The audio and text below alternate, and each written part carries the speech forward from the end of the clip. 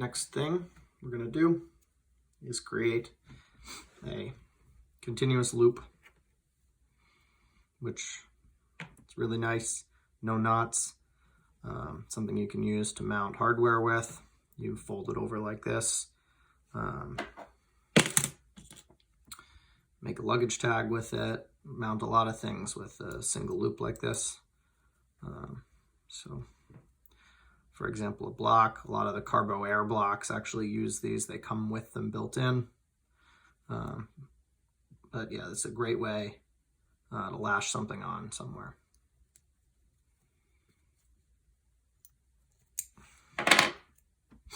Okay, and pretty simple to make too. So with 3mm Dyneema, I'm going to take a section, all right, and basically it is doubled over inside itself, right? So you're going to need roughly double the length that you're going to use. So if the, and again, when you can see the final product is a fair amount thicker diameter-wise than the original, right? This is 3mm, and it probably comes out to 4 or 5mm because it's double.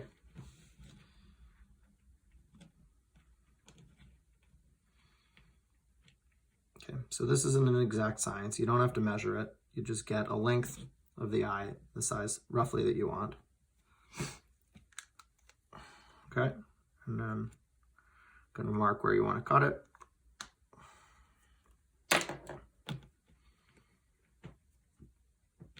So this is about the same, and we'll see how much smaller this loop comes out, and that'll give you an example of how much you lose at the end of it from the line opening up on itself and becoming fatter. Okay.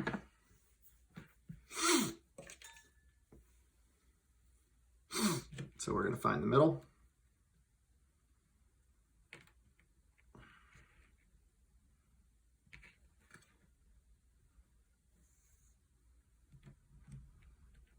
And make a middle marker.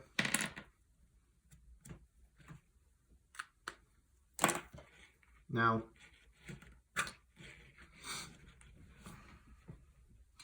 that's where we're going to end here, right? So,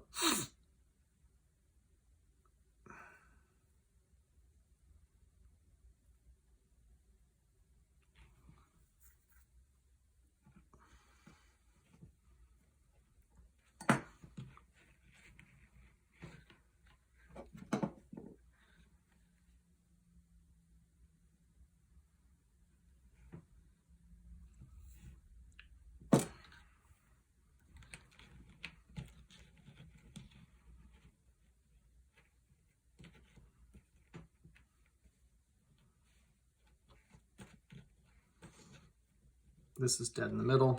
This is where both ends are going to dead end here. Then right across from us is where the crossover is going to start. So then you fold this over in half again.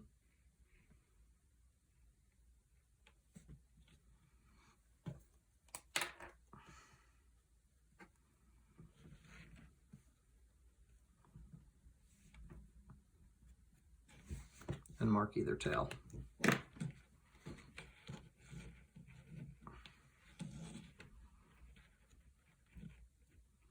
So that's going to show our crossover point. So now we're going to open up our middle, or mark at the middle. We're actually going to go a little beyond it, and you'll see why here in a second.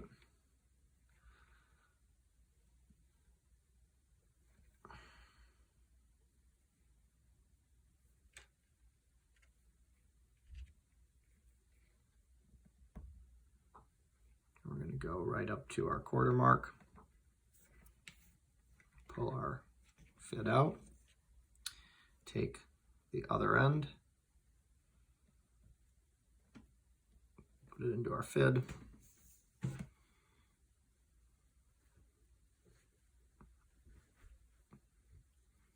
and bring it through.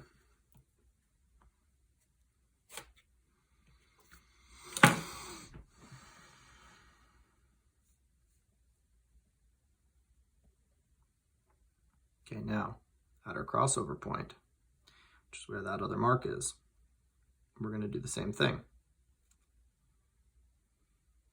Okay, we've gone a little bit past our center point on the first one. We're going to do that again. Now that is going to be a bit more difficult with the braid opened up and a piece inside, but we can make it happen. So we're going to go 3 or 4 strands beyond that, making sure we don't pick anything up.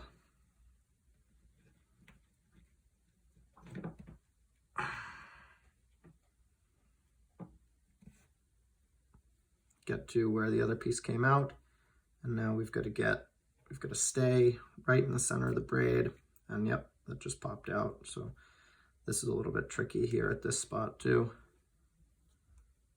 And we're through.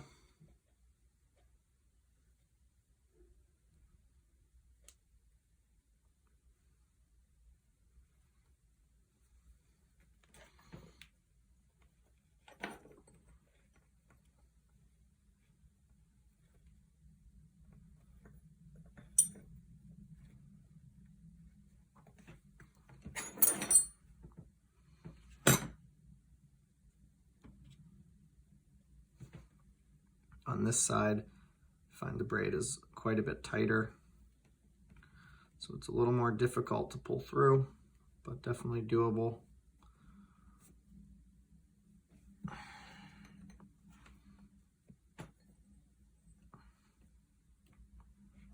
And so our crossover point,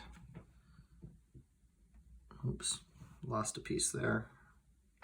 You'll want to make sure if you pull this out that you don't lose your final bit of work in there. That was close, but we're still good. Here at the end in the middle, it gets fairly tight. And so you really got to work to make sure you don't pick up, you know, pop out of the center of the braid and come back in again, because the final product will have a blemish there, and will also reduce the strength of the overall work. Our goal with these splices is to keep the breaking strength as close to the original test strength of the line as possible. And so now we're back at that mark, and we're gonna work our way out.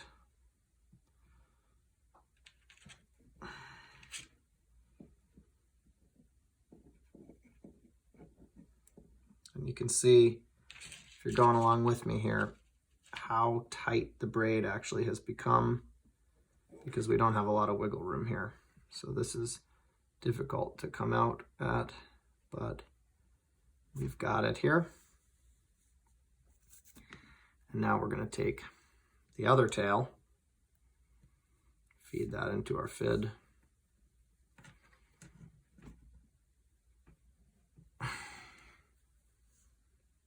and milk our way in.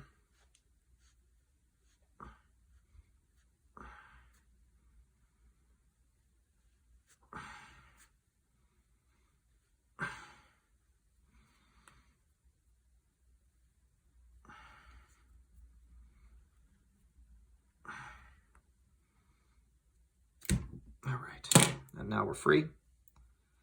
And now we have what looks like a nice crossover here. And we're gonna pull this tight so that we have a really nice tight crossover here when all is said and done. We do that by tightening one tail and the other, one tail and the other. We're going to get that actually as tight as we can. You can see how close together you can get all of the braids here. Then milk it back out. And we'll do this a few times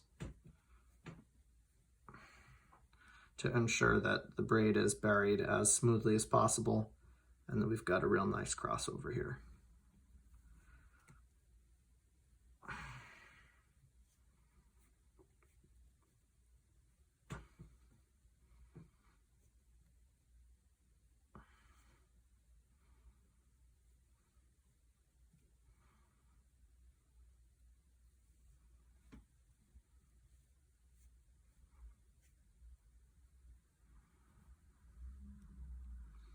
So now, this crossover can pull itself open quite easily.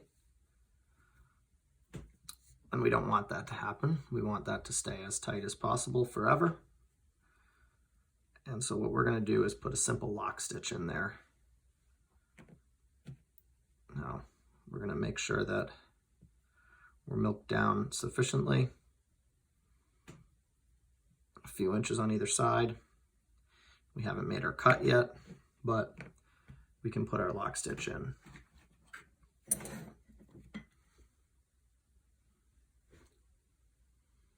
So we're going to take a length of line,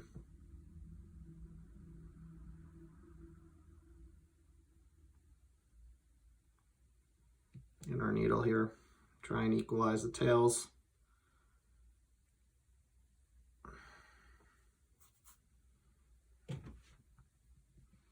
And we're going to go, here's our crossover, we go a couple inches past that, maybe 10 sets of strands, and dig in at a really sharp angle so that we come out halfway back towards our crossover. And we're going to pull that just enough to bury the tails. Now,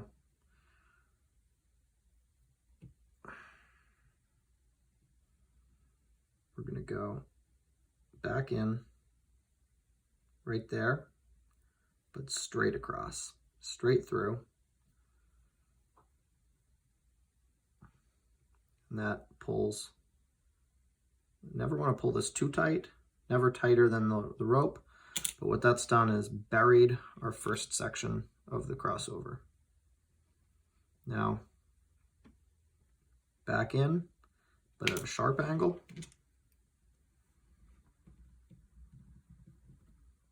Going about 3 strands over, trying to come out in the middle of a strand.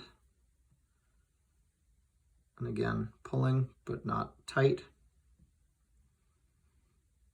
Just the slack out. Now, straight down through, same hole you went in, and straight across. Pulling tight, pulling snug but not tight.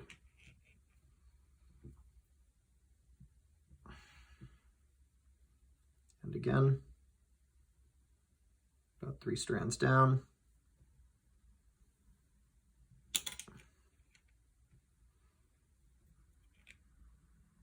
And then straight across.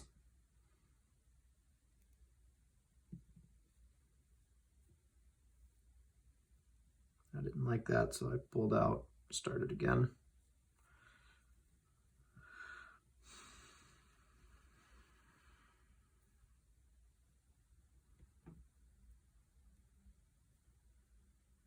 And you want to do that, I'd say about 3 stitches on either side of the crossover.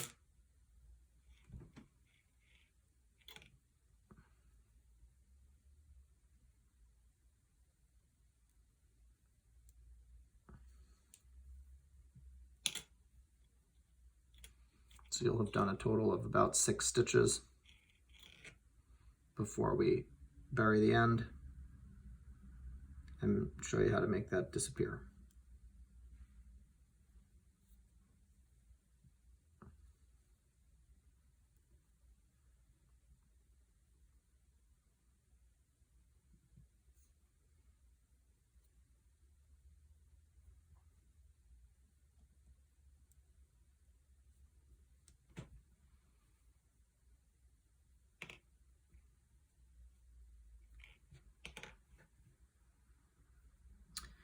Okay, this is our last one.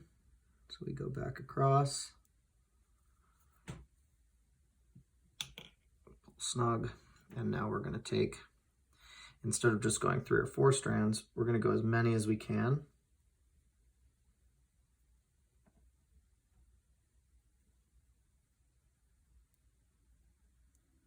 And we came out 10 strands down, which is perfect.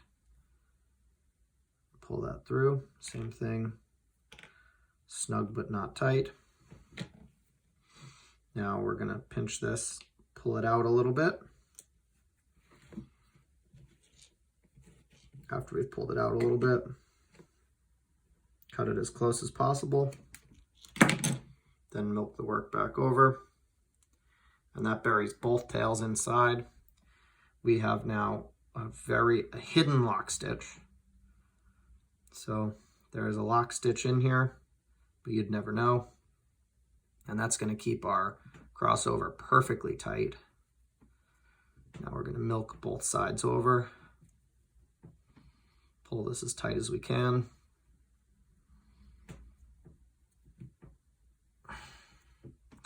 And now our goal is to get this cut dead on in the center so that there's no thin section and there's no extra thick section. So here you can see they line up just perfectly. On this one, as an example, you can see that one tail ends here and one tail ends there, and the line gets back narrow again in the middle, which is less than ideal. So you want to make that end perfectly. So we're going to do that one side at a time. We've got about 1 inch across over here. So we're going to pull this out just a little bit. Then cut the line on a diagonal. Now milk that back in.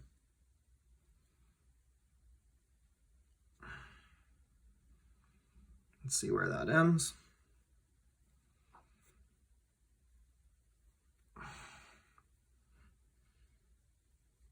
This takes some practice to get just right because it's hard to estimate how much shorter that line's going to get.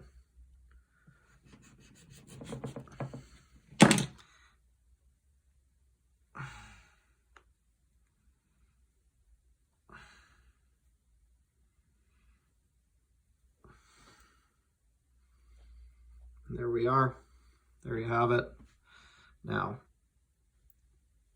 pretty close on that one. Might have, especially when this creeps a little bit, might have a little bit of space between the tips, ends of the tails here, but that's pretty close. And we made this to look like it was going to be the same length, but you see this one, the first one, so you lose almost 1 inch of diameter in your final loop.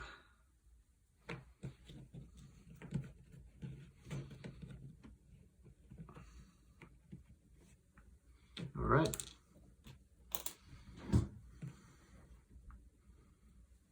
And that is a continuous loop. These can be luggage tagged really well to join 2 things together, fold it over however you want. Get a lot of uses. There you have it.